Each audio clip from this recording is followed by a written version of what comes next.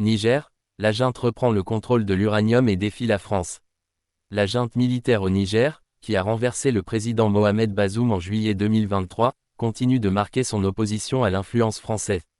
Le 4 décembre 2024, Orano, le géant français de l'énergie nucléaire, a annoncé avoir perdu le contrôle opérationnel de sa filiale nigérienne, la Société des mines de l'Aïr, Somaïr.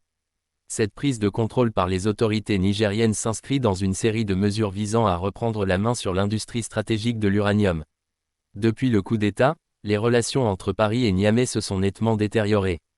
En juin 2024, la junte avait déjà révoqué le permis d'exploitation du gisement d'Imouraren, l'un des plus importants au monde, également détenu par Orano. Cette politique s'inscrit dans une volonté de réduire la dépendance du Niger envers la France et de diversifier ses partenaires économiques, avec des discussions en cours notamment avec la Russie et l'Iran, Le Monde. Le Niger, quatrième producteur mondial d'uranium, est une pièce maîtresse dans le domaine de l'énergie nucléaire, en particulier pour la France, dont une grande partie de l'électricité provient de centrales nucléaires. En s'affranchissant de l'influence française, Niamey semble vouloir maximiser les retombées économiques locales tout en renforçant son contrôle sur les ressources naturelles. Selon Reuters, cette décision pourrait bouleverser le marché mondial de l'uranium, entraînant des hausses de prix et une reconfiguration des approvisionnements internationaux.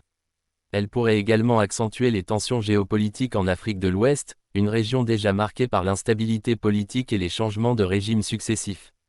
Cependant, la stratégie adoptée par la junte comporte des risques importants.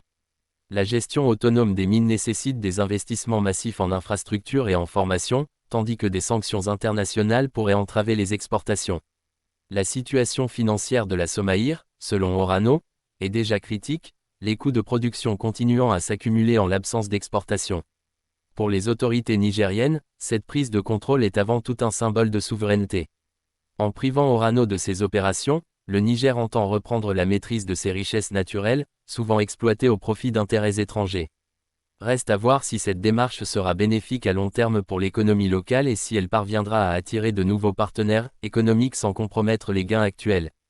Alors que la junte se présente comme un défenseur des intérêts nationaux, l'impact réel de cette réforme sur la population nigérienne et sur l'économie reste incertain.